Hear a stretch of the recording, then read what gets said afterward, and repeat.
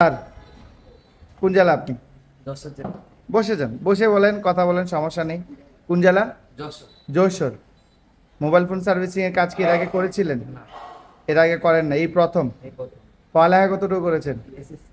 SSC পরীক্ষা দিয়েছেন? তো আপনাকে এখানে মোবাইল ফোন সার্ভিসিং এর কাজ শিখাতে কে পাঠিয়েছে? আমার বাসা থেকে পাঠায়। বাসা থেকে পাঠিয়েছে? আব্বা আম্মা কে পাঠিয়েছে? আম্মু। আম্মু পাঠিয়েছে। গুরুত্ব দিছে কে বেশি? তো আম্মুই দিছে। আব্বু কি করে আপনার? চাকরি করে সরকার। সরকার চাকরি করে। কারণ আপনার এখানে যে মোবাইল ফোন সার্ভিসে কাজ শিখতে আসছেন, আমাদের এখানে ফোনে যেরকম ক্লাস টাইম যতটুকু বলেছিলাম সব কিছু কি ঠিকঠাক আছে? হ্যাঁ, অবশ্যই ঠিকঠাক আছে এবং তার চেয়ে আরো বেশি পাচ্ছি বোনাস আচ্ছা। প্লাস। হ্যাঁ, আমরা যেখানে ক্লাস টাইম যতটুকু বলেছিলাম তার চেয়ে বেশি পাচ্ছেন। জি। তো এটা বোনাস। কারণ ক্লাস করতে ভালো লাগছে তো? হ্যাঁ, অবশ্যই।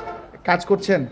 আজকে থেকে আমাদের প্র্যাকটিক্যাল শুরু। জি। ভালো লাগছে ক্লাস হ্যাঁ, করতে? আলহামদুলিল্লাহ খুব যারা ভালো এসএসসি লাগছে। পরীক্ষা দিয়েছে, বেকার বসে আছে, তাদের সম্বন্ধে কি বলতে চান? তারা চাইলে দ্রুত এই কাজে চলে আসতে পারে। এই কাজে না, যে কোনো হাতের কাজ শিখতে পারে। হ্যাঁ, শিখলে আর টেনেন্সি আমাদের এখানে মোবাইল ফোন সার্ভিসিং এর প্রত্যেকটা কাজে প্র্যাকটিক্যাল শিখাচ্ছে, এটা তো আপনারা বাস্তব প্রমাণ জি, পাচ্ছেন। জি।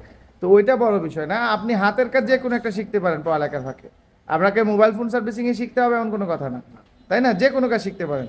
তবে যারা মোবাইল ফোন সার্ভিসিং এর কাজ শিখতে চায়, চাইলে আমাদের এখানে আসতে পারে, তাই না? ওকে, থ্যাংক ইউ।